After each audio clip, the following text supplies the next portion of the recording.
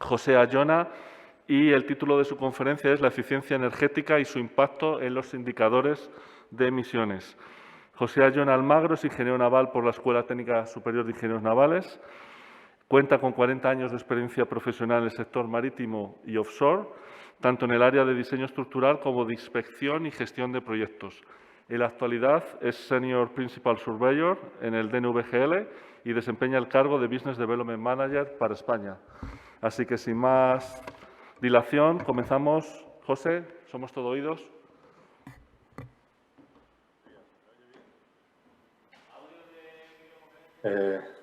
Gracias por la presentación, Rodrigo. Como dice el título, la eficiencia energética y su impacto en los indicadores de emisiones. En esta presentación, lo que voy a hacer es una breve descripción de los distintos indicadores de eficiencia energética con la intención de explicar en general su significado y la importancia de ellos, así como cuál es la manera de poder mejorarlos y finalmente una breve reseña cómo desde DNVGL podemos ayudar al mercado a obtener estas mejoras.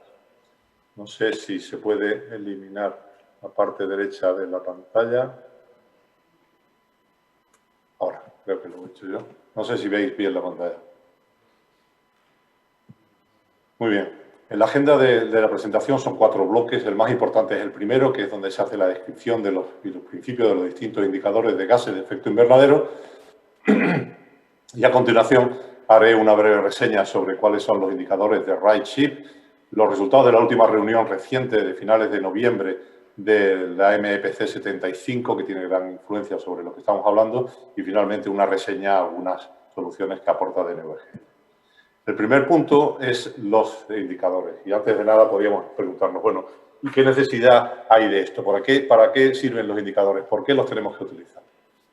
Vale, los indicadores los utilizan distintas entidades con las que el mundo marítimo tiene que, lógicamente, interactuar, como son los charteadores, bancos, entidades financieras, los mismos competidores, puertos, agentes reguladores, estatales, y es importante porque se están estableciendo una serie, o se han establecido ya una serie de requisitos sobre estos indicadores que permiten el barco, para permitirle al barco navegar, y además también se están estableciendo como una especie de medida de la competitividad, de la bondad de un barco, que lo estoy utilizando los charteadores y otras entidades, pues realmente como el permiso para navegar o obtener unas buenas rates de los charters, la financiación y tu competitividad en general en el mercado.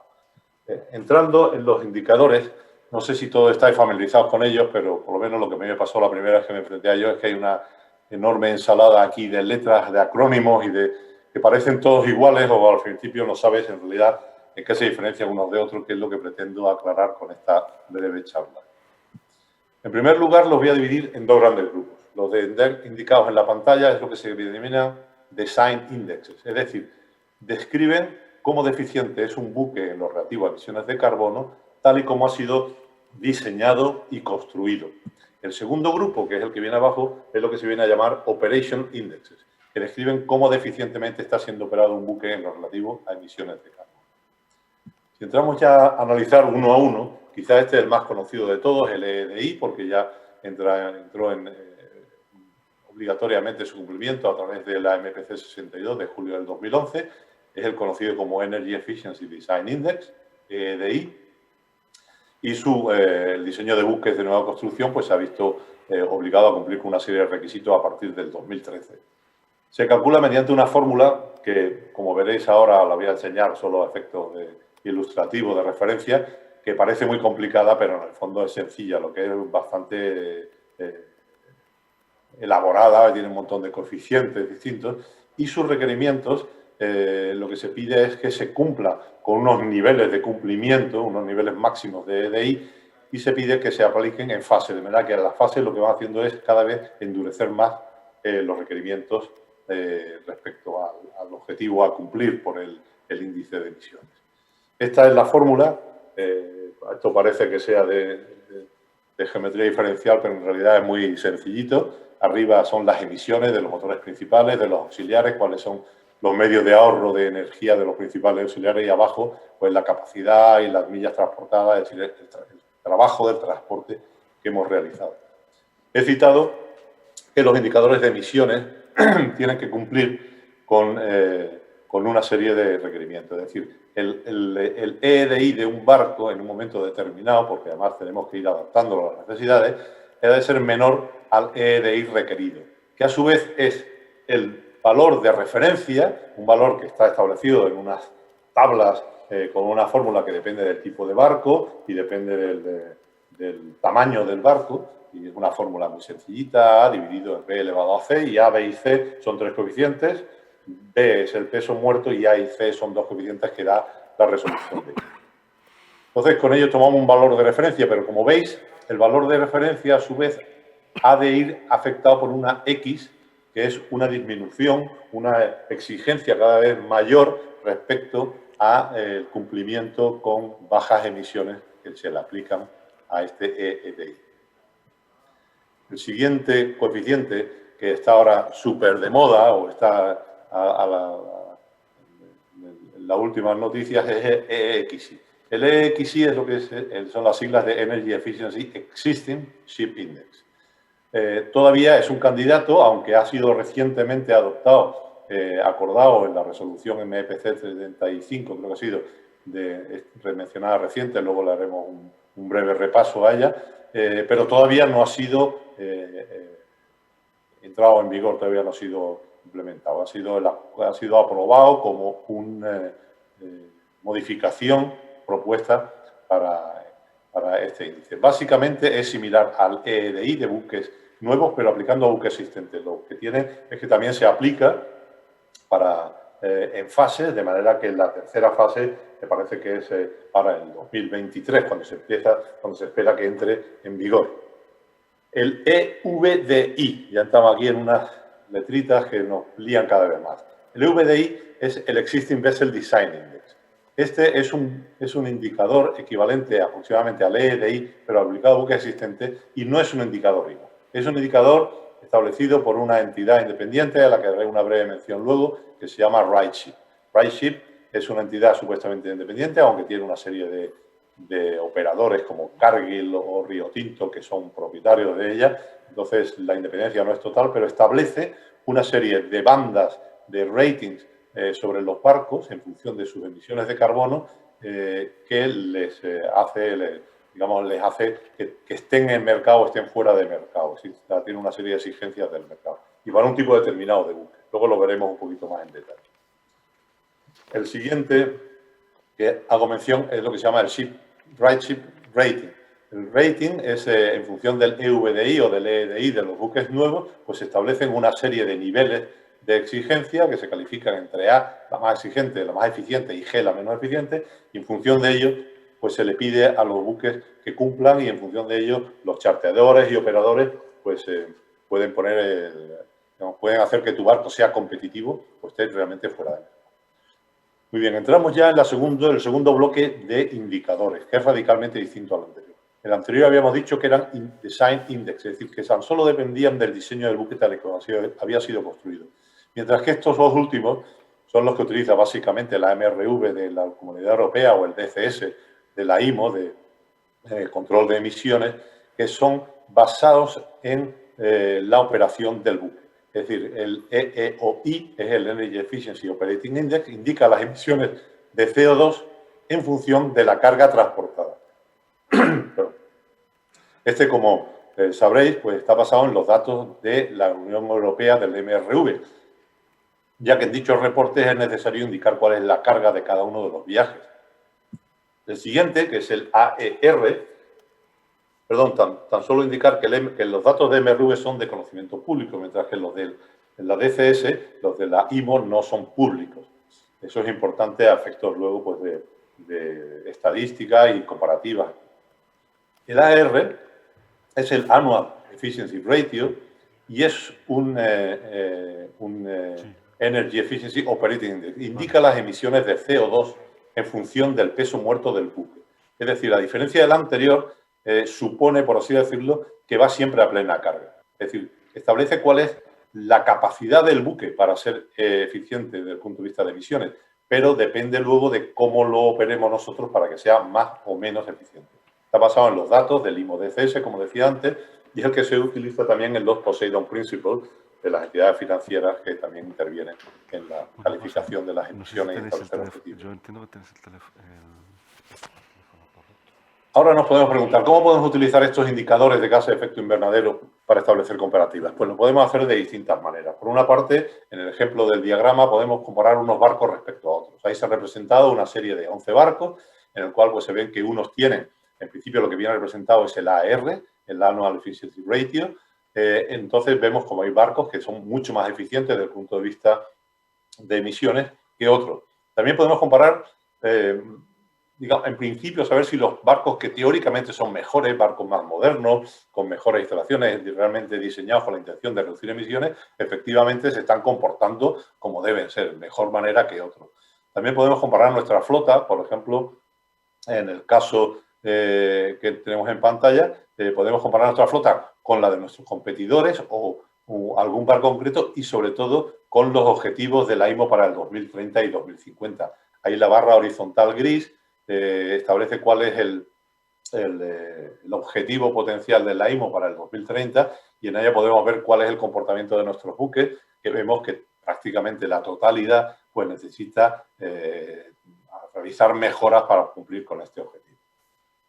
También podemos preguntarnos, y esto es curioso y me gusta hacer hincapié, en la diferencia entre el AER y el EEOI, que como he visto son dos índices operativos, pero uno es la efectividad real, porque dice la carga, las emisiones realizadas por tonelada transportada y milla navegada, mientras que el otro es la capacidad del buque por peso muerto del buque. De manera que en el caso del ejemplo, vemos como el buque número 1, que está a la izquierda, tiene un AER magnífico, muy bajo, el mejor de todo el grupo que estamos observando, mientras que cuando analizamos el EEOI, es decir, la eficiencia con que se está transportando, pues tiene un coeficiente EEOI relativamente pobre.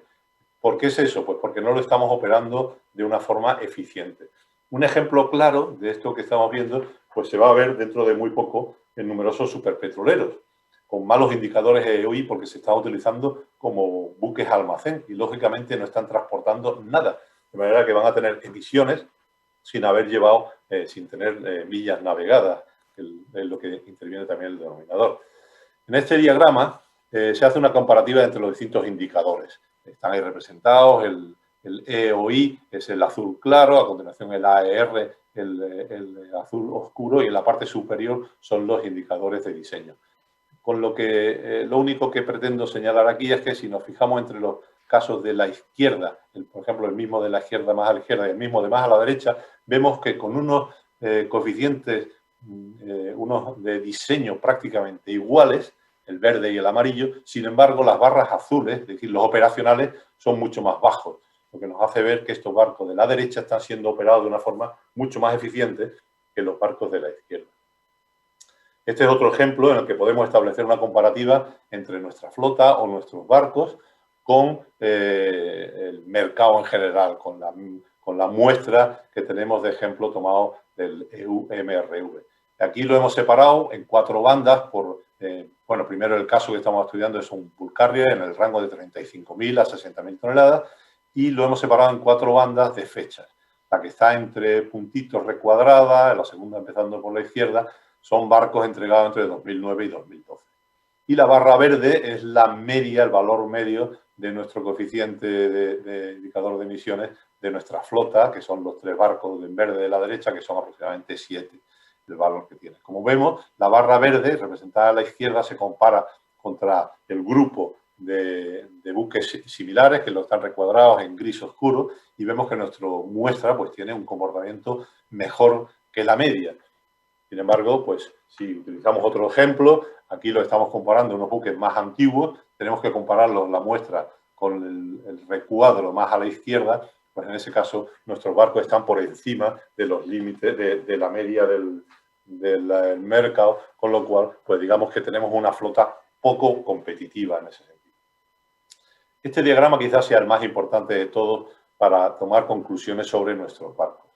En la pantalla se representan, ilustra el comportamiento contra los objetivos de protección del clima para este tipo de buques. El punto azul de la parte superior izquierda representa el valor de referencia para este grupo de barcos, que es 8,94. Y la línea inclinada de puntos representa la trayectoria hacia los objetivos del 2030, el 40% de reducción en 5,3 y del 2050, con un 70% de reducción de emisiones del 2,6. El punto morado, el punto que está ahí seleccionado para la media de la flota de 7,8, es el que nos dice dónde está ahora mismo nuestra flota en el 2020, que como vemos está aproximadamente un 11% por encima de lo que debería ser si quisiéramos tenerla alineada con los objetivos establecidos por la IMO para el 2030.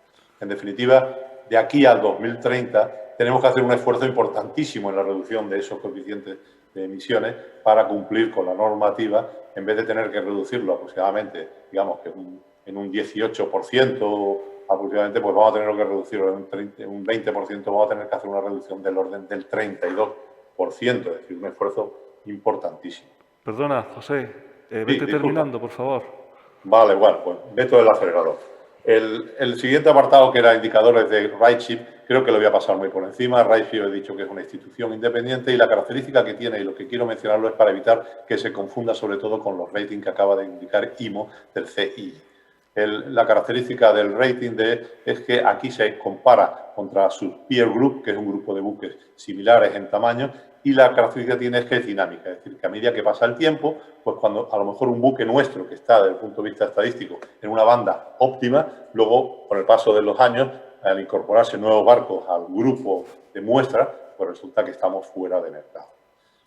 Me quedan prácticamente dos diapositivas importantes, que es hacer una mención al MEPC 75, que es el borrador de las modificaciones al anexo 6 de Marpol, que fue aprobado recientemente, a finales de octubre, con los requisitos técnicos y operacionales. ¿Cuáles son los técnicos? El EDI se establece para buque existente, es decir, se entra en vigor el EXI para buque existente, y los operacionales es el SEMP ampliado con unos requerimientos de Carbon Intensity Index, que es el CII, con un sistema de rating de la A a la E. La aprobación se espera que se realice en junio del 21 con entrada en vigor en enero del 23.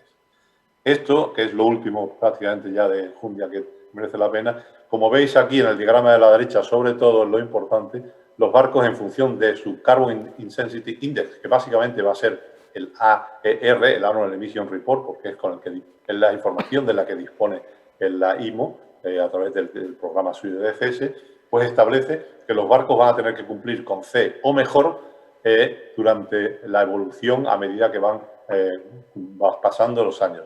¿Cómo se implementa esto? Pues resulta que si un barco algún año está en E, al año siguiente tiene que inmediatamente establecer un plan de mejora en su SEM, que será auditado, por supuesto, para corregirlo a que sea C o mejor. Y si otro barco pues durante 3 años consecutivos está en categoría D, pues me está dando también una alarma para que se tomen medidas correctivas.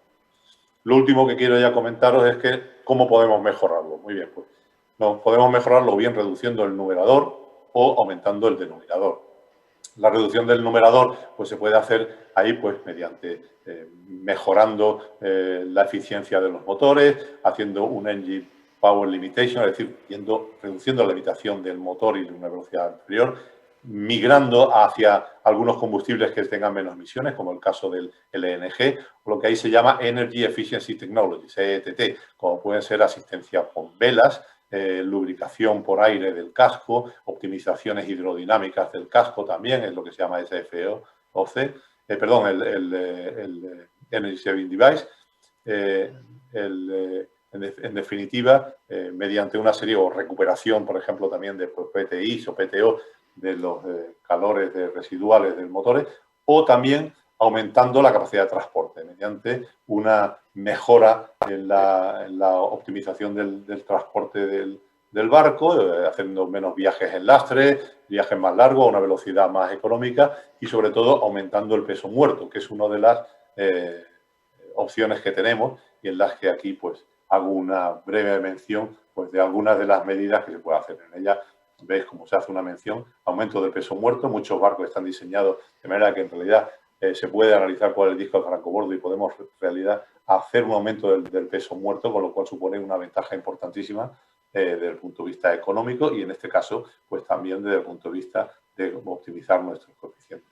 Se menciona aquí mejoras hidrodinámicas, en power limitation, optimización de trimado en función del perfil operativo. En fin, existe una serie de medidas que podemos tomar. Y aquí, por lo último, ya en la última presentación, pues conjuntamente con el aumento de peso muerto, pues también se pueden hacer una serie de servicios como cálculo para optimizar el lashing y de esa manera poder aumentar la capacidad de carga de contenedores, o una vez que hemos alcanzado un nuevo calado, hacer una optimización hidrodinámica corrigiendo el trimado en función del nuevo calado, aumentar la carga en cubierta mediante cálculo de resistencia, estabilidad y seguridad de carga, que están todos orientados a aumentar nuestra capacidad de carga. Y con eso, pues os doy a todos las gracias por vuestra atención. Espero no haberme pasado mucho de las rayas. Muchas gracias, José. Nada, un placer y gracias a vosotros. Bueno, la verdad es que nos hemos comido el tiempo de las preguntas. De todas maneras, les recuerdo a la gente que nos está escuchando por streaming que tienen un teléfono móvil al cual pueden conectar sus preguntas por WhatsApp. José, si no te importa mantenerte en la sesión por si al final alguien te quiere transmitir alguna pregunta. Por supuesto. Muy bien. Y sin más dilación, pasamos a la siguiente presentación que correrá a cargo de Jorge Dal, titulada Eficiencia energética y descarbonización, combustibles y tecnologías. Jorge Dal también es compañero nuestro por esta misma escuela. Empezó su vida profesional en la Bazán de San Fernando como Project Manager en los departamentos de reparaciones y de nuevas construcciones. Se incorporó en 1989 a DNVGL, en donde lleva durante estos 30 años desempeñando diversos cargos de responsabilidad en las oficinas de DNVGL, tanto de Cádiz, Sevilla, Vigo, Milán y Bilbao. En 2009 se traslada a DNV Copenhague como responsable de proyectos de eólica marina y una vez de regreso a España en 2014 se incorpora a la Dirección de Desarrollo de Negocio de DNVGL España, puesto que desempeña actualmente. Pues nada, Jorge, cuando quieras puedes proyectar y somos todo oídos. Buenos días. Yo creo que estoy proyectando ya. Sí. ¿Correcto? Bueno, ¿se me ve? Te vemos a ti. Vamos a ver si vemos la presentación. ¿Me veis a mí? Sí, ahora mismo a ti. Vamos a volver a intentarlo. Vamos a ver. Vamos a darle a pantalla. ¿Se ve ahora? Lo tienes que poner en modo ¿no? presentación, Jorge. Lo tienes en modo presentador con la segunda a continuación. ¿Ahora lo tengo correcto? Ahora sí. Correcto. De acuerdo. Pues voy a poner antes que nada el reloj en marcha para que no me riñas y aprovecho para dar las gracias por esta oportunidad de estar aquí y luego felicitar a Pepe y a todo su equipo, el que ha estado tras las bambalinas preparando este congreso, que me consta que ha sido bastante difícil. Y, por supuesto, agradecer a todos los que estáis al otro lado de la pantalla presenciando esta presentación. En primer lugar, la presentación, una pequeña salvedad, se llama Eficiencia energética y descarbonización. Por error, esa palabra no se incluyó en el programa, porque voy a hablar fundamentalmente de combustibles y tecnologías asociadas a la descarbonización.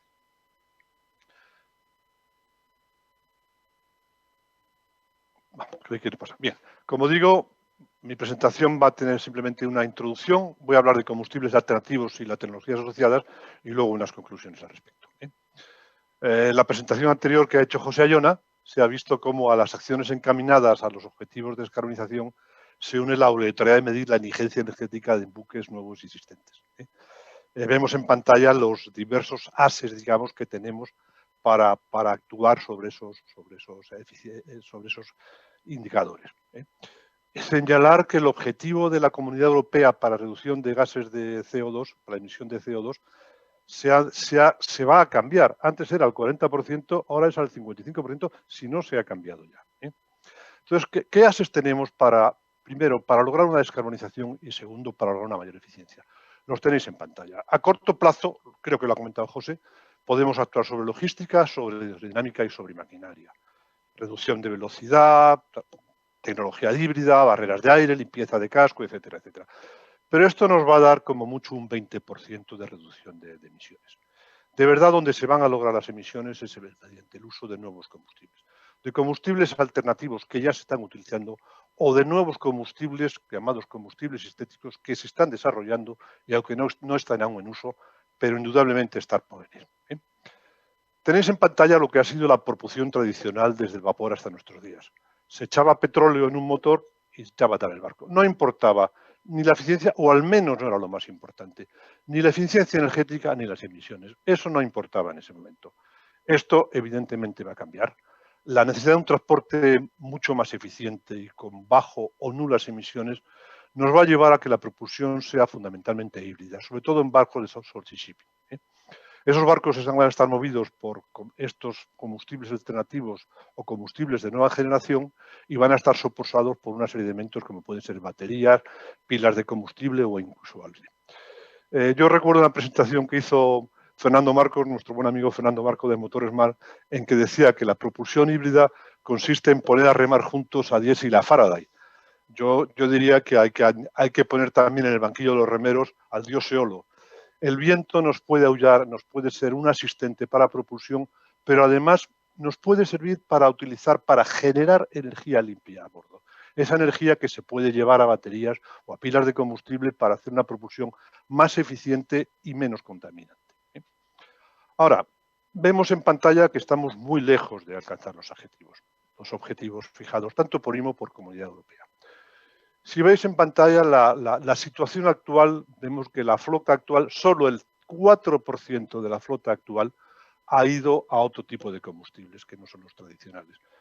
Eso, si lo vemos en número en términos de barcos, si lo vemos en términos de energía consumida, es muchísimo más pequeño el tanto por ciento. Tenemos buques ya navegando con metanol, con gas natural licuados y con baterías. Con respecto a los buques ya ordenados y de nueva construcción, vemos que se aumenta hasta un 10%. Ya tenemos buques que van a ser propulsados y que están siendo ya propulsados por amoníaco, por hidrógeno, por metanol, por gases derivados del petróleo, gases licuados del petróleo o por gases naturales o por batería, por gas natural licuado o por batería. Lo que está primando por el momento es el gas natural licuado, en el que tenemos ya unos 600 barcos más o menos nuevos y carteras de pedidos, 550 para una cifra más exactas, pero son fundamentalmente barcos pequeños, salvo los gaseros, que fue donde se inició todo lo que es la propulsión con gas. Vamos a hablar de estos gases, de estos combustibles que ya se están utilizando. Hablemos en primer lugar del gas natural. Voy a hablar muy poco porque creo que ya es conocido por todos, pero señalo fundamentalmente lo que está escrito en rojo.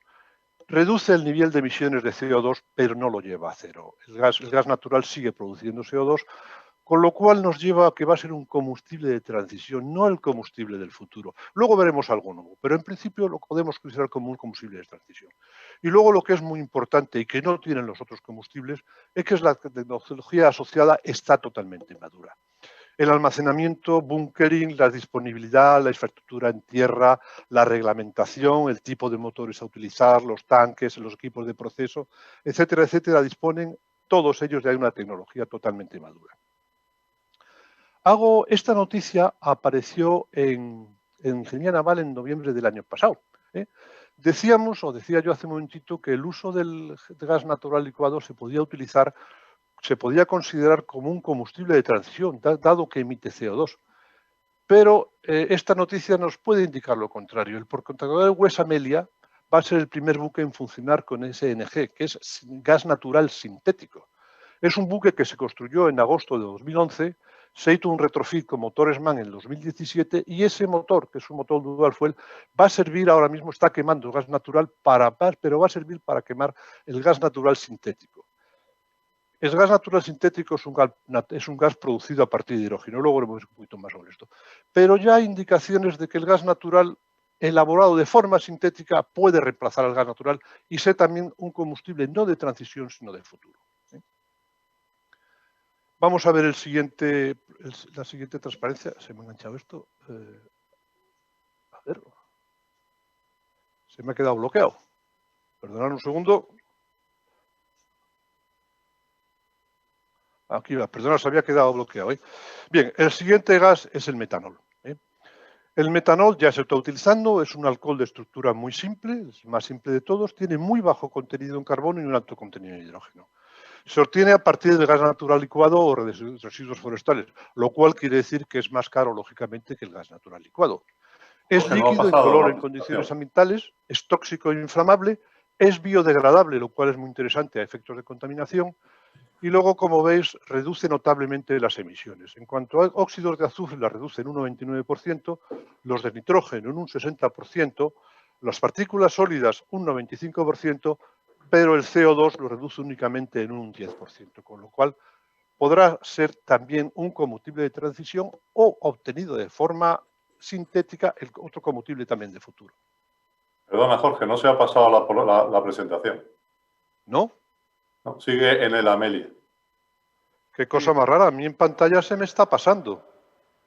Es que debe ser que debes tener el modo presentación de tal manera que tú ves unas slides y lo que se proyecta es otra. Eso se puede Vamos a configurar. intentarlo de nuevo. Perdonar, voy a intentarlo de nuevo. Dale al F5 directamente. F5, vamos a ver. F5, a ver qué pasa. ¿Bien? Volvemos Vale, aquí. ¿Se está viendo ya? primero compartir, Jorge, y después F5. ¿Lo veis ya? Todavía no, ¿no? No, todavía no. Tienes que compartir primero y después F5. Vaya, hombre, vamos a ver. Le doy a Share y ahora F5. Sí. Ahora bien. ¿Qué sale? Bien, ¿no, chicos? No, todavía no. ¿Ahora? Chicos, No, porque yo me veo en pantalla, sí, no veo en Jorge, presentación. estás compartiendo una vista, parece, que no es la misma que nosotros.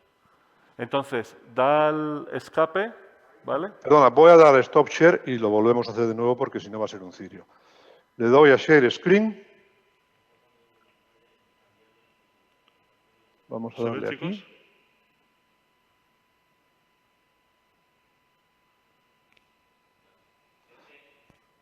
Nada. No, todavía no. Un segundo, Jorge. Sí. Dice que estoy compartiendo, ¿eh? No. Lo que no entiendo es por qué se ha parado de Vale, pronto. te explico, Jorge. Lo que ocurre es que tienes doble pantalla.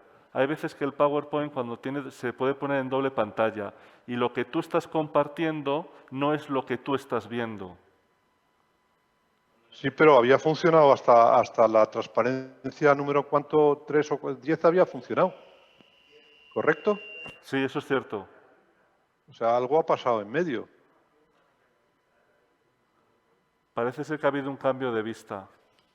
¿Le podemos recomendar algo? Si no, pasamos al siguiente y yo voy ensayando, ¿eh? Porque no quiero No, comerme el tiempo. hacemos una cosa.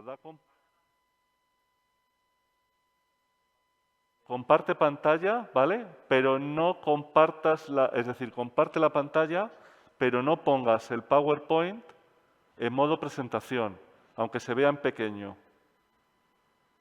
¿Cómo está ahora? ¿Cómo está, chicos? Así, déjalo así.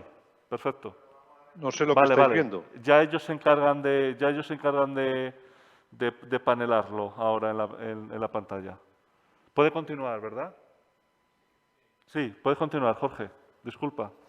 Bien, me había quedado, creo que me había quedado aquí, ¿no? Sí, ¿Oye? continúa, sí. Continúo. Estábamos hablando del metanol y estaba diciendo la que reduce notablemente las emisiones, pero sigue emitiendo CO2. ¿eh? Bien. Problemas o aspectos negativos del metanol. Primero, la densidad energética es inferior a la de los combustibles actualmente en uso, lo cual quiere decir que tenemos que ir a tanques más grandes, lo cual quiere decir que por el momento no es tan atractivo para navegación oceánica. En cuanto a reglamentación, no está incluido en los códigos actuales, en el IGF, hay que ir a diseño alternativo. La sociedad de clasificación, y nosotros concretamente ya hemos sacado notas de clase, hemos dicho que no elimina las emisiones de CO2, es muy bueno para utilizar en metaneros, que es donde está utilizando, y hay que desarrollar infraestructuras para bunkering, almacenamiento, etcétera, etcétera, que hoy por hoy no tenemos. La flota actual de metanol está compuesta por una serie de cargueros de metanol carrier, unos 20 y pico, y las tecnologías asociadas son motores de 2 tiempos motores de 2 tiempos de MAN como motores de 4 tiempos de Wärtsilä. Se ha utilizado también el metanol para pilas de combustible, por ejemplo, en el proyecto demostrativo del Viking Lady, que utiliza una pila de combustible por metanol de 330 kilovatios. Se acaba de aprobar, DNV GL, acabamos de aprobar una pila de combustible también con una capacidad de 500 kilovatios por celda, lo cual quiere decir que las pilas de combustible por metanol se están haciendo cada vez más atractivas. El siguiente combustible es el gas licuado del petróleo. Como sabéis, está formado por una mezcla líquida de hidrocarburos, propano y butano, perdón. Es un subproducto en la producción de los fueles y, por tanto, más barato, lo cual es interesante. Tiene menor densidad que el fuel, volvemos a una necesidad de tanques mayores. Es más fácil que manipular y almacenar que el gas natural licuado por los temas de criogenización y temperatura. Igualmente, las emisiones se reducen notablemente, salvo las de nitrógeno, que no se reducen tanto, y una vez más las de CO2. Con respecto a la flota y a los problemas que presenta reglamentación, todavía no está incluido igualmente en el código IGF. Sí hay cierta infraestructura, sobre todo para terminales de exportación e importación funcionando, que se podrían adaptar para bunkering, almacenaje, etcétera, etcétera. No elimina el CO2, como hemos dicho, y además emite gases de efecto invernadero por el efecto Splitter, que es el combustible no quemado que se emite en la atmósfera. Para disminuir las emisiones de los óxidos de nitrógeno, que hemos dicho que no se reducen excesivamente, habría necesidad de suministrar o de instalar algún sistema de reducción catalítica. Es más denso que el aire, con lo cual tiene problemas de ventilación y de transición, y de tecnologías asociadas tenemos exactamente las mismas. Motores de 4 tiempos de Mann, motores de 2 tiempos de Wärtsilä, perdón, al revés, y además turbinas de gas de General Electric. Por primera vez aparecen las turbinas de gas quemando este tipo de motores. Lo que pasa es que las turbinas de gas sabemos que dan muchísima potencia en poco espacio, pero exigen mucho consumo, consumen mucho combustible. Como dato curioso, también es una noticia que acaba de aparecer en la prensa. Es una noticia que publicó el 4 de diciembre PWLPG, que es un operador de Very Large Crude Carrier, que tiene una capacidad de 3 metros cúbicos. Los barcos que operan tienen una capacidad de hasta 3 millones de metros cúbicos en total.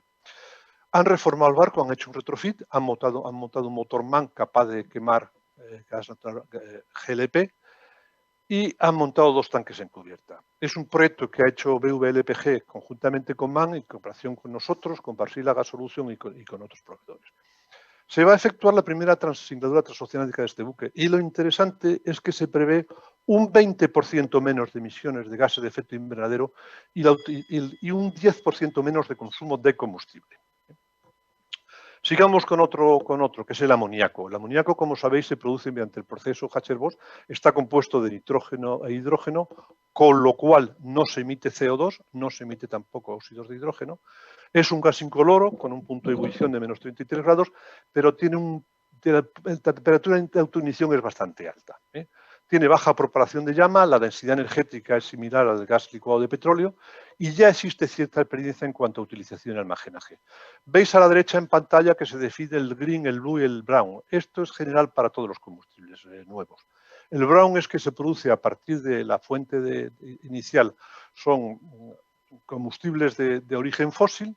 El blue también son combustibles de origen fósil, pero con un proceso de carbon capture and storage, y el green es el producido por electrólisis, con lo cual el balance total de emisiones de CO2 es totalmente neutro. Amoníaco tiene también sus cosas, sobre todo que es muy tóxico, es dañino y puede ser letal para la salud, puede ser letal para el hombre. Es corrosivo, corroe, ataca al cobre, el latón y al zinc. Falta reglamentación, al igual que los otros, el código no lo contempla. La densidad es también inferior al combustible sin uso, volvemos a los problemas de almacenaje, y si fuera necesario habría que utilizar, porque el 80% del amoníaco producido a nivel mundial se va en fertilizantes. No hay infraestructura y para producir amoníaco verde, que es el que necesitamos, es caro hoy por hoy. Tecnologías, al igual que en los otros casos tenemos motores de combustión interna de 2 tiempos de Mann, de 4 tiempos de Wärtsilä. Mann está desarrollando un kit para quemar amoníaco en sus motores y Wärtsilä está investigando también sobre la utilización de amoníaco en sus motores de 4 tiempos. Como hemos dicho, se utiliza también pilas de combustible. Jorge, perdona. Como habéis visto, en todos los casos anteriores hemos hablado de motores dual fuel.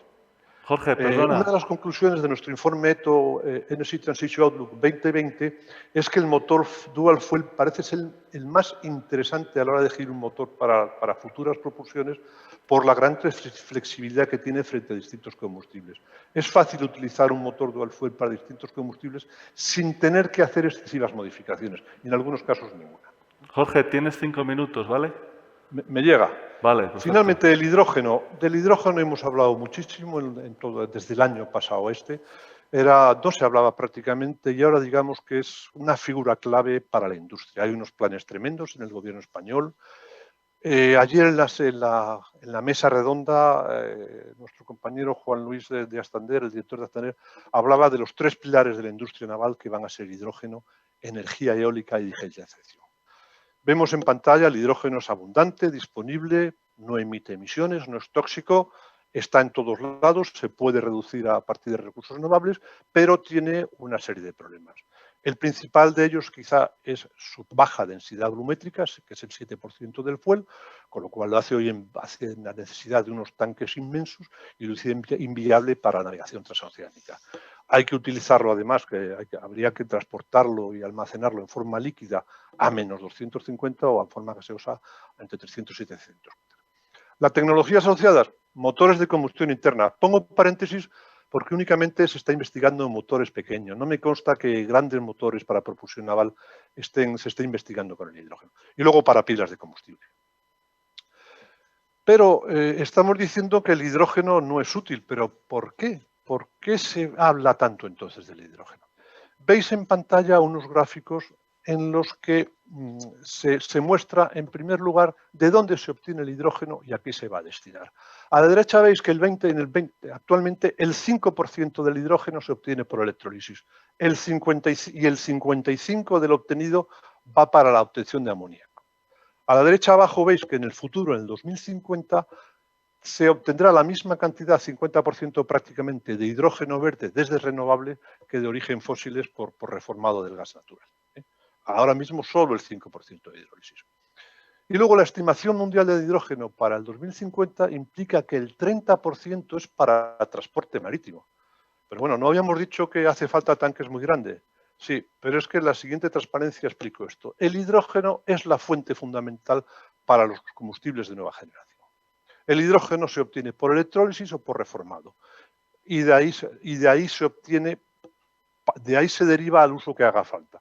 Por ejemplo, para producir amoníaco, uniéndolo con NO2, para producir combustibles de nueva generación, utilizando CO2 y utilizando combustibles neutros, como son los combustibles denominados LNG, E-metanol, E-amonia, etcétera, etcétera, que posiblemente sean los combustibles sintéticos del futuro.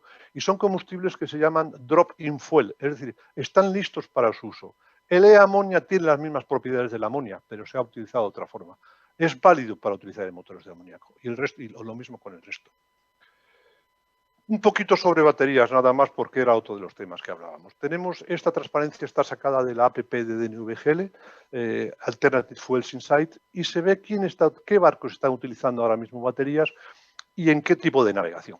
Como veis a la izquierda, donde más se usa es en los ferries, pero también veis en azul para offshore supply vessels, por ejemplo, que quizá nos pudiera llamar un poco la atención, para pesqueros, remolcadores. En el caso de los ferries está muy claro. Barcos que hacen siempre la misma ruta y es fácil de cargar con baterías cuando llegan a puertos. En el caso de los offshore supply vessels, ¿por qué? Porque son buques que demandan mucha potencia cuando están en posicionamiento dinámico, con lo cual hace falta bastante motores a bordo. Se puede reducir el número de motores acudiendo a baterías. Lo mismo es aplicable, por ejemplo, a remolcadores, en los que hace falta hay una demanda muy brusca de potencia en un momento dado y luego se para. Hace falta motores muy grandes que luego no se usan. Se pueden utilizar para baterías. Voy más rápido ya. Cuando hablamos en su momento de las celas de combustible, hablamos de la hoja de ruta que debían seguir las pilas de combustible para llegar a ser útiles en el mundo naval. Lo mismo para las baterías.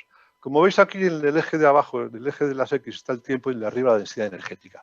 Ahora mismo, a corto plazo, se están desarrollando la tecnología llamadas de lithium liquid electrolito, no lo voy a traducir. Y como veis ahí, la densidad energética es entre 60 y 230 vatios hora por kilogramo. La idea es llegar en el 2050 a las baterías llamadas lithium air battery, en el que la densidad energética se ha disparado, se ha aumentado notablemente, de 1000 a 30.000 vatios hora por kilogramo. Esas baterías pueden ser muy útiles, son las que serán útiles para el mundo naval, pero ahora mismo para el mundo naval en grandes, para gran utilización en buques grandes, no en buques solo costeros. Pero nos vamos al 2050. Muy breve, esta presentación simplemente trata de ver cuáles son los combustibles más apetecibles desde el punto de vista de emisiones. Esta me la balto y voy a las conclusiones. Las conclusiones ha sido la transparencia que más me ha costado hacer. Y bueno, ¿y qué se concluye aquí? ¿Cuál es el mejor? ¿Cuál es el que da más eficiencia? Pues a las conclusiones se decide lo siguiente. Primero, los objetivos de descarbonización del transporte marítimo suponen un inmenso reto a todos los efectos para la industria naval. Eso está claro. Para armadores, astilleros, fabricantes, etcétera, etcétera. Pero ¿qué gaitas? Nosotros somos ingenieros navales y si de algo sabemos es de cómo enfrentarnos a retos y buscar las oportunidades. Y ese es nuestro papel. Buscar las oportunidades que vienen e impulsar la industria naval. Y no solo eso, las razones que nos mueven a luchar por estas oportunidades son fundamentalmente naval. La industria naval, nuestra industria naval.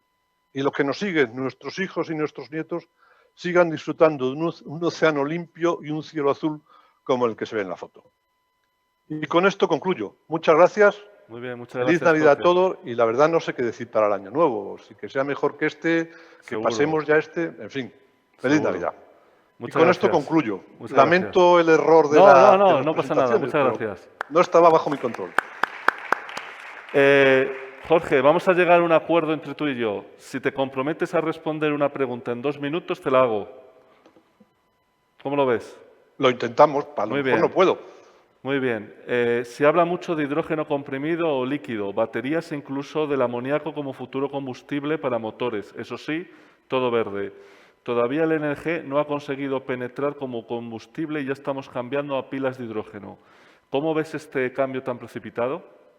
Hombre, eso va a llevar su tiempo. Es más fácil decirlo que hacerlo. Ahora mismo se siguen construyendo buques con propulsión de gas natural licuado. Tenemos ejemplos en España, tanto de construcción como retrofit. Y va a ser un combustible que va a estar ahí, va a ser un combustible de transición. Las pilas de combustible se van a mover en paralelo, pero se necesita tiempo. Se está invirtiendo mucho en desarrollar, en innovar con hidrógeno, pero va a requerir tiempo. Y además quizá cada una tenga su función. Pilas de combustible para navegación transoceánica, hoy por hoy a lo mejor está más lejos que utilizar el gas natural licuado para navegación transoceánica. Creo que te he respondido en menos de los 2 minutos. Muy bien, perfecto, perfecto. Vamos en paz entonces. Muchas gracias, Jorge, muchas gracias. Mantente, como le he dicho a José, por el caso de que tengamos algo de tiempo al final, por si te podemos pasar alguna de las preguntas que nos han llegado. Lo dicho, Jorge, muchas gracias. Vamos a pasar a continuación a la siguiente ponencia, titulada Predicción de consumo del combustible en el gemelo digital de un buque. Va a ser llevada a cabo por Jawad Esanouni. Jawad es grado en Ingeniería en Tecnología Naval por la Universidad de Las Palmas de Gran Canaria. Además es máster en Ingeniería Naval y Oceánica por la Universidad de Ferrol. Si no recuerdo mal, Jawad, estás solo a falta de entregar el TFM. Buenos días, sí. Buenos días. Actualmente trabajas como técnico de apoyo a la investigación en la Unidad Mixta de Investigación UDC Navantia, en Ferrol, trabajando en el desarrollo de gemelo digital dentro del sistema de propulsión para la optimización del combustible. Pues nada, Jawad, cuando quieras puedes proyectar. ¿Ya está proyectando? Sí, perfecto. Bueno, bien, ¿no? Sí, perfecto. Puedes comenzar, Jawad. Buenos días y en primer lugar darles las gracias a la organización por darnos la oportunidad de participar en este congreso. Comienzo con la presentación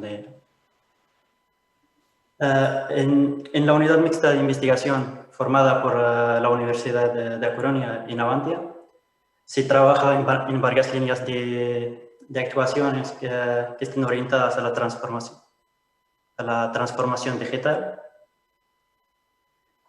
entre las que podemos destacar la autoidentificación de productos inteligentes, el sistema integrado de gestión de información, usando la Internet de las Cosas industrial, y otro de las líneas de actuación es el gemelo digital. Dentro del gemelo digital tenemos tenemos una línea abierta de investigación abierta sobre el desarrollo de una herramienta de apoyo a la toma de decisión a la tripulación de un buque en términos de eficiencia en la propulsión.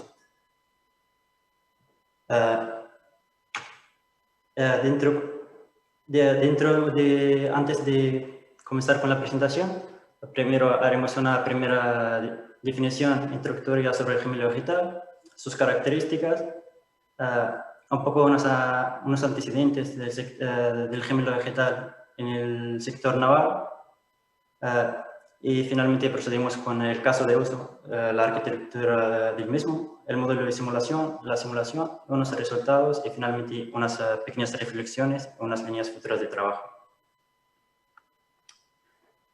En primer lugar, el gemelo vegetal es, como han definido algunos compañeros ayer, es una réplica digital de un sistema, de un activo físico o industrial, o en este caso de un buque, que tiene varias etapas, que son una maqueta digital, el gemelo en sí, digital, que se inicia durante el desarrollo del producto físico desde la etapa inicial, desde el momento en que el cliente te pida el producto, para así definir cuáles son los requisitos. Una vez desarrollado el gemelo, pues se conecta con el modelo físico, en donde se aprende mediante iteraciones, mediante la experiencia obtenida por la operación del modelo real. Un gemelo vegetal debe caracterizarse por la siguiente. Primero, de un buque. Primero, ¿cómo se llama? El consumo tiene que tener un modelo de predicción de consumo para cada ruta, cada condición de operación. Tiene que maximizar la disponibilidad del mismo. Tiene que ser capaz de anticipar las averías para el apoyo al ciclo de vida y ayudar en la toma de decisión durante la operación. En cuanto a las antecedentes en el sector naval de gemelo vegetal, podemos encontrar cuatro grupos destacados, entre los cuales encontramos a Navantia, que está liderando esta transformación digital con sus casos de uso, simulación de casos de uso de escenarios operativos, o ¿cómo se llama? Desde la Universidad de Noruega de Tecnología y Ciencias, con la toma de decisión mejorada, o con la predicción de averías, el diagnóstico de averías en DGC Technology. Sin más, pasamos al caso de uso que vamos a presentar hoy aquí. En primer lugar, hay que definir un modelo de datos para desarrollar un gemelo vegetal, un modelo de datos, que es importante. Primero, luego establecer una arquitectura y definir cuáles son los parámetros que intervienen en ese gemelo. Para nuestro caso, que es la predicción del consumo de combustible, primero tenemos que definir cómo va a trabajar. Unos parámetros que intervienen en el consumo de combustible, por ejemplo, las condiciones ambientales, tanto olas como viento, la temperatura, que es importante, del aire y la del agua en la que se navega, el estado del casco, las condiciones de operación y finalmente llegar a los consumos en función del modo de navegación. El caso de uso que se va a realizar es sobre una configuración de planta propulsora de tipo CODLAC de combinación diésel eléctrica y gas, formado por 4 grupos electrógenos y una turbina de gas y dos ejes de propulsión. Y también se añaden otros consumidores de potencia que no son que no están destinados a propulsión, sino a cumplir con los requerimientos de potencia a bordo. El modelo de simulación se desarrolló en el software específico de simulación de Siemens, el AMSIM, en el cual hemos en el cual hemos definido los 4 grupos electrógenos, los 4 motores diésel de 4 tiempos, los motores eléctricos, una turbina de gas, los consumidores de potencia que no están destinados a la propulsión, la resistencia al avance en aguas tranquilas, la resistencia añadida por condición de la mar y la parte de los ejes de propulsión. También una estrategia de consumo y finalmente un espacio destinado a la simulación fuera de entorno AMSIM. Hablando de la simulación, hemos trabajado con las maquetas las interfaces de maquetas funcionales para la simulación estándar y cosimulación. Estos FMs nos permiten hacer simulaciones sin tener el software instalado en el equipo, en la computadora donde vamos a realizar dicha simulación.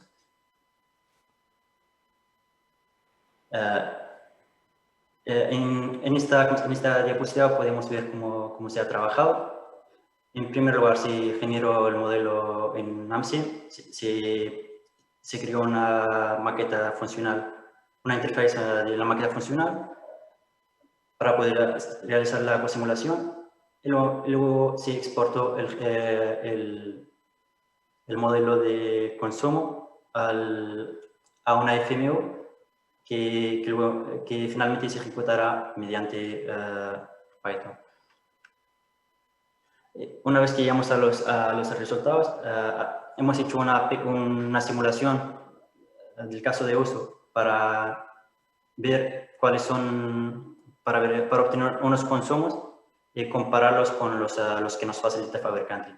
Por ejemplo, para los grupos de motores diésel, vemos que cuando funciona a máxima carga, es decir, en un punto operacional de diseño, nos da un consumo de 213 gramos kilovatios hora, tal como nos facilita el fabricante.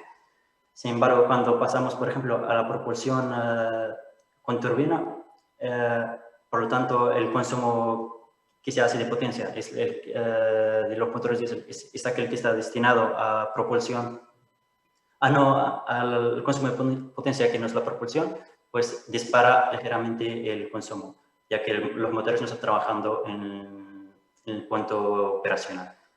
Pasa de 213 a 224 gramos kilovatio hora. Sin embargo, con la turbina, en un primer momento que estamos en propulsión diésel eléctrica puramente, no consume, y cuando pasamos al módulo de navegación de combinado, se dispara el consumo ya que, a 227, un poco más alto del que nos facilita el fabricante. Esto debido a que la turbina fue modelada de una forma sencilla, no en detalle. Y finalmente, cuando pasamos al modo de solo turbina, mantiene el consumo. Y para comparar los consumos totales y los modos de navegación, por ejemplo, en este primer trozo de la curva, nos dice que está en modo diésel eléctrico. En el segundo trozo de la curva está en modo combinado, y el tercer trozo de la misma está en modo navegación con turbina. Vemos que el consumo en amarillo está es consumo total de la turbina. En azul vemos que siempre hay consumo de motores diésel, primero dedicado solo a propulsión y a otros consumidores, luego siguen ese mismo tránsito, y finalmente solo para otros consumidores que no son para propulsión. Y en rojo la sumatoria de ambos consumos. Y para la potencia de los motores, en cuanto a la potencia de los motores diésel y la turbina, vemos que en los dos primeros trozos de la curva, dedicados a primero a propulsión diésel eléctrica, luego propulsión diésel eléctrica más turbina, vemos que la potencia en azul es la que se aprovecha y la otra es la que se genera. Vemos que siempre hay un margen de seguridad para en caso de que haya una subida. Y a la derecha vemos la potencia entregada por la turbina. Y para para concluir el trabajo, esta presentación, vamos a hablar de unas pequeñas reflexiones sobre el gemelo vegetal. El gemelo vegetal tiene, de un buque, tiene que, cuando se desarrolla, tiene que empezar junto con una vez iniciada la etapa de diseño, ya que desde este momento se sabrá qué sensores se necesitarán, qué equipos irán a bordo para tener un gemelo en condiciones. También es importante a la hora, una vez que el modelo de gemelo vegetal y el modelo real estén en operación, la importancia de ir enseñando al modelo virtual, aprendiendo de la experiencia de operación que tenga el modelo físico para mejorar el comportamiento del modelo del gemelo vegetal. Y finalmente, unas líneas futuras de trabajo sobre este modelo de predicción es integrarlo en un modelo de simulación de la ruta de rutas para coger una ruta óptima en función del consumo de combustible, confort de la tripulación y condiciones de la mar. También para apoyar al ciclo de vida en tareas de mantenimiento predictivo y asistente de ruta. Muchísimas gracias por su atención y agradecerle a la organización por permitirnos participar.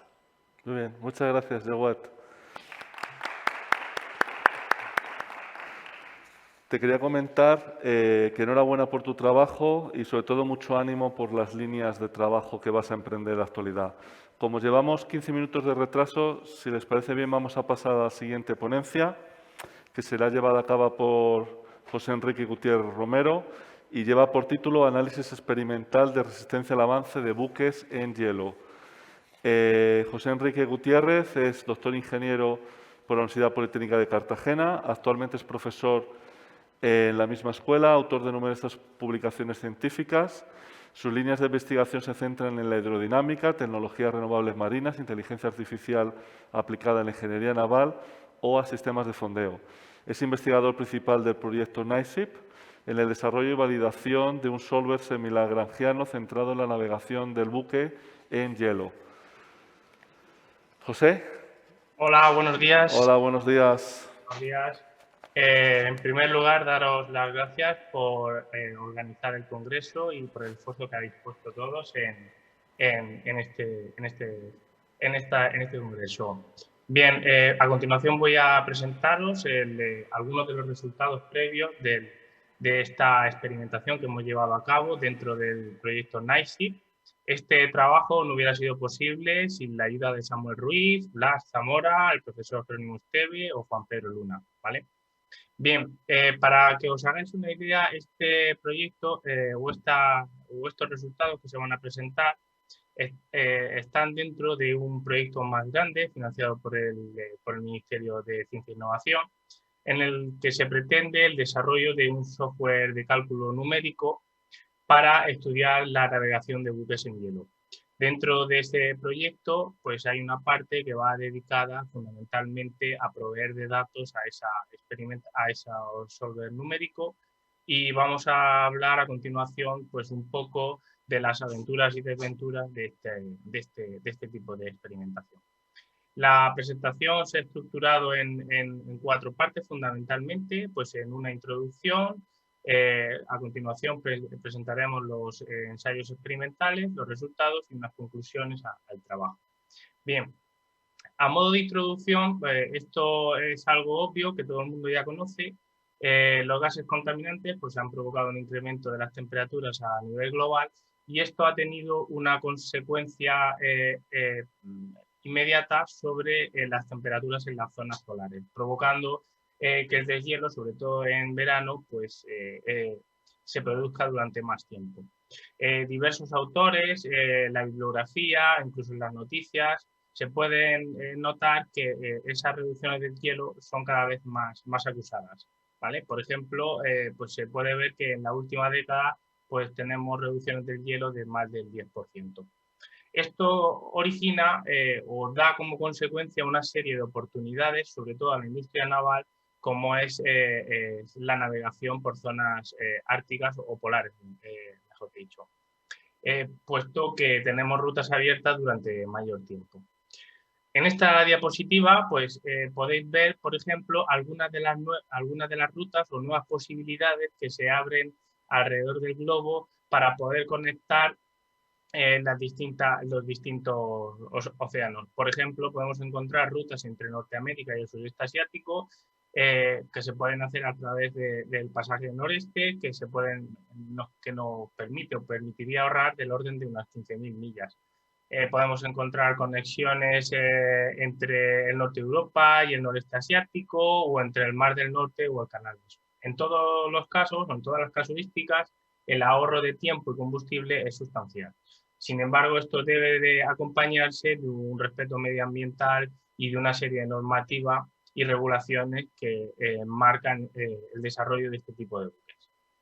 En ese contexto, podemos ver que algunas de las oportunidades que se abren son, por ejemplo, recientemente tenemos la expedición Mosaic, conducida por el rompehielos alemán Polar Stern, ¿vale? Que es una de las expediciones o la expedición polar más importante hasta ahora. Tenemos otras oportunidades, se pueden encontrar otras oportunidades, por ejemplo, en los cruceros exóticos, o por ejemplo tenemos aquí el Greg Mortimer, o en la explotación de gases, de gases o de recursos naturales en las zonas polares. Aquí tenemos, por ejemplo, la Pridaznolaya, es una plataforma cerca del Mar de Kara y que fue inaugurada en el año 2013. Pues aquí tenemos 3 ejemplos. Bueno, dentro de este marco se plantea pues, estudiar el fenómeno de la navegación de buques en hielo. Bien, para ello se plantea la selección de un buque en estudio. En este caso, el buque en estudio que se seleccionó fueron las formas del buque Hespérides, ¿vale? Lo tenemos aquí en esta presentación, y se construyó un modelo para esta experimentación a escala 1:23. Más adelante comentaré uno de los motivos principales de elección de ese factor de escala. Para llevar a cabo este tipo de experimentación era necesario configurar una serie de aspectos clave, como son, por ejemplo, qué tipo de navegación se va a considerar y cómo se va a poder, transponer a un canal tradicional o de ensayo de remolque tradicional este tipo de ensayo o de experimentación. Actualmente, si revisamos un poco la bibliografía o revisamos un poco cuáles son las tendencias, se pueden encontrar dentro de los ensayos o dentro del estudio de este tipo de navegación dos tendencias claras, sobre todo relacionadas con canales de remolque tradicional, puesto que si tenemos una instalación que permite la refrigeración y la generación de hielo en superficie libre, pues ya nos recurriremos a estas técnicas que vamos a presentar y que vamos a explicar a continuación. Esas dos tendencias que acabo de comentar están relacionadas, pues, sobre todo con el hielo en superficie libre. En primer lugar, podemos encontrar la parafina, ¿vale? Y por otra parte, podemos encontrar una mezcla de alcoholes que necesita ser refrigerada y que requiere de un acondicionamiento extra que a veces es difícil de implementar. Con relación a la parafina, hay que tener en cuenta o hay que tener una serie de precauciones, por ejemplo, evitar la contaminación del agua, que tenga los tamaños adecuados, etc. Para los ensayos realizados se seleccionó dentro de los rangos de navegación se seleccionó un espesor a escala que permitiera tener unas condiciones realistas de trozos de hielo en superficie libre, ¿vale? Dentro de la navegación se pueden encontrar diversas formas de hielo en superficie libre y nosotros hemos estudiado unos tamaños pequeños dentro de lo que un buque se puede encontrar. Bueno, en esta diapositiva se pueden ver que se han seleccionado dos tamaños y alguno de vosotros se preguntará el porqué de esos dos puntitos encima de cada una de estas plaquitas. Esto se debe a que se desarrolló un sistema de captación que se unió al carro y que permitió reconocer cuáles eran las posiciones iniciales de esos trozos de hielo sobre la superficie libre, de manera que esos datos pudieran ser recogidos e interpretados en simulaciones numéricas posteriormente. Bien, como resultado previo de ese sistema de captación, aquí podemos ver tres conjuntos de distintas coberturas, ¿vale? Para los estudios realizados se seleccionaron tres coberturas que están relacionadas con distintos tipos de navegación que se puede encontrar un buque a través de esas rutas, como son hielo muy abierto. Esto significa que el buque se puede encontrar determinados trozos sobre la superficie libre. Hielo abierto, open drift en inglés, pues que podemos encontrar ya una cantidad considerable de hielo y llegamos hasta el 60%. Dentro de los ensayos planteados en el marco de este proyecto mayor, se realizaron pues, ensayos en aguas abiertas y ensayos con hielo roto. Además, se realizaron en dos etapas diferentes. Las velocidades elegidas pues, son velocidades bajas, no puede ser de otra manera, e incluso ya en la velocidad de 4,8 nudos podemos decir que ya estamos rozando un límite elevado de la velocidad a la que puede navegar el buque con esas condiciones en la superficie libre. Con relación a los trozos de hielo, se seleccionaron bloques rectangulares, fundamentalmente por lo siguiente. El aprovisionamiento de este tipo de material es complicado, sobre todo es un material que tiene que ser adecuado para evitar la contaminación en superficie libre. Actualmente pues, contamos en España con distintos suministradores que pueden llegar a ofrecer el material en las condiciones requeridas. En cuanto a los tamaños, dentro de la bibliografía o dentro de los ensayos que se pueden encontrar, que se han hecho en otros canales, lo habitual es encontrar o formas triangulares o formas rectangulares e incluso otras formas como pueden ser ovaladas e incluso romboidales. Para la selección de esos tamaños, lo que se hizo fue recurrir a expresiones como la que tenéis aquí en la diapositiva, que nos permite determinar el número de bloques sobre la superficie libre y además indicar el número de bloques de cada tamaño.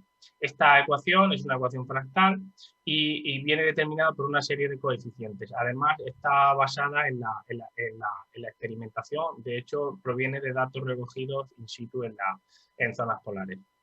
La distribución de esos bloques en la superficie libre se hizo de manera homogénea y aleatoria. Y bueno, y se puede también decir que la parafina para este tipo de ensayos puede ser muy, muy adecuada. Bien, el setup del ensayo que se planteó fue el siguiente, pues definió una zona confinada, ¿vale? Con unos límites que veréis posteriormente en vídeos y fotografías que mostraremos, en donde se distribuían los bloques de hielo y esta zona confinada se definió en torno a 25 metros. De acuerdo con las estándares de la ITTC, esta longitud puede ser lo suficientemente adecuada como para tener una señal que poder analizar. Bien, aquí veis una representación gráfica de cómo es el ensayo, ¿vale? Esto es como consecuencia de ese sistema de captación que montamos en el carro. Y bueno, y se establecieron distintos sistemas de acoplamiento entre el buque y el carro, puesto que no son ensayos tradicionales y requieren de un montaje totalmente diferente con relación al carro y el buque. Aquí en esta diapositiva se puede ver un ejemplo de una cobertura del 60% y aquí podemos ver un ejemplo de cómo el buque va navegando y apartando los distintos bloques en su paso durante el ensayo. Enrique, Aquí, dígame. sí, perdona. ¿Puedes terminar en 5 minutos? Sí, claro, por supuesto. Perfecto. Aquí os pongo un vídeo, ¿vale? A baja velocidad, esto correspondería con 2 nudos. Otro vídeo que podéis ver aquí es de los correspondientes al ensayo de autopropulsión, en el que se puede ver el buque y se pueden ver cómo los bloques van deslizando alrededor del casco. Hay que indicar que este tipo de ensayo es bastante peligroso, sobre todo por la posibilidad de que uno de los bloques pues quede insertado en el codaje del buque. Como resultados, aquí tenemos algunos ejemplos de las curvas de resistencia con relación al tiempo para los distintos porcentajes de cobertura y como se muestra y es claro, el incremento de resistencia es muy considerable, llegando del orden de 10 veces con relación al comportamiento en aguas tranquilas. Y todos estos picos que encontramos aquí son como consecuencia del acorralamiento o de la acumulación o de la formación de cadenas de bloques como consecuencia de la navegación del buque. Con lo cual, estos son incrementos instantáneos de la resistencia como consecuencia de esa formación de cadenas de bloques. En esta otra diapositiva podemos ver cómo, con relación a las aguas abiertas, el incremento de la resistencia es bastante considerable. Estos son valores en términos significativos de la resistencia. En cuanto a la determinación de cada uno de los componentes de la resistencia, y acelero un poquito, se puede decir que la resistencia en navegación en hielo se puede dividir en 4 ítems. Resistencia en aguas abiertas, la ruptura del hielo, que en este caso no existe, resistencia inducida por el empuje hidrostático del hielo y la resistencia de apartamiento. La resistencia del empuje se puede deducir fácilmente, con lo cual la resistencia de apartamiento se puede conocer de una manera aproximada. Como consecuencia, se puede decir que la resistencia que experimenta el buque en el apartamiento de bloques es del orden del 75% de la resistencia total que experimenta el buque, con lo cual, en este tipo de navegaciones es la que gobierna fundamentalmente o la que va a gobernar fundamentalmente en la navegación del buque. Y bien, aquí tenemos un ejemplo de cómo queda la zona de test una vez realizada una carrera. Y bueno, aquí tenemos más ejemplos con relación a la resistencia total, con la resistencia al apartamiento del hielo y un análisis de la potencia espectral de estas señales. Bien, ya para finalizar, indicar que bueno, ha sido una experiencia llevar a cabo este tipo de ensayos. En España no se habían realizado nunca. Sobre todo desde el punto de vista logístico ha sido bastante complicado organizar este tipo de ensayos, fundamentalmente por el aprovisionamiento de la parafina y el acondicionamiento de la misma. Como conclusiones, y son conclusiones parciales, estamos trabajando en ello, pues han terminado recientemente los ensayos, se puede decir que la resistencia de apartamiento constituye del orden de aproximadamente el 75% de la resistencia, que la resistencia producida por los bloques, por la inmersión de los bloques o por el empuje hidrostático de los bloques, es del orden de entre el 12 y el 13%, ligeramente superior de la resistencia en aguas abiertas. También se puede concluir que la parafina especialmente usada para este tipo de ensayos, ya que se trata de una parafina microcristalina, macrocristalina, con bajo índice de aceite y unas características especiales, puede ser una alternativa para los canales tradicionales para este tipo de ensayos. Y bueno, y también se puede concluir que con valores superiores de la cobertura del hielo, es decir, superiores al 60%, puede resultar en algunos casos inviable la realización de este tipo de ensayos. Y nada más, por mi parte algunas referencias, por mi parte agradecer al Ministerio la financiación de este proyecto y sobre todo a CIMNE Marine y al canal de experiencias, pues todo el apoyo recibido durante la realización de este proyecto. por mi parte, nada más. Muchas gracias, José Enrique. Hemos estado recibiendo preguntas por parte de la web, así que como vamos un poco tarde, 15 minutos de retraso y tenemos que entregar ahora el premio al mejor TFM, lo que vamos a hacer es, esas preguntas se las trasladaremos a los respectivos ponentes. Muchas gracias por atender a este bloque 3 y pasamos rápidamente a la entrega del premio. Muchas gracias.